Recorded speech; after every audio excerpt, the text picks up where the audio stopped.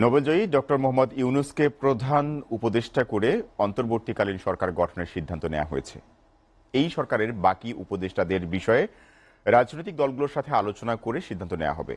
এদিকে শ্রম আইন লঙ্ঘনের মামলায় শ্রম আদালতের দেওয়া কারাদণ্ড থেকে খালাস দেয়া হয়েছে ডক্টর ইউনূসকে।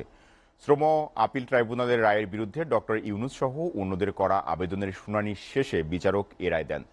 শ্রম আইন লঙ্ঘনের অভিযোগে কলকারখানা ও প্রতিষ্ঠান পরিদর্শন অধিদপ্তরের করা মামলায় গত ১ জানুয়ারি গ্রামীণ টেলিকমের চেয়ারম্যান ডক্টর মোহাম্মদ ইউনূস সহ ৪ জনকে ৬ মাস করে বিনাশ্রম কারাদণ্ড দেন ঢাকার তৃতীয় শ্রম আদালত।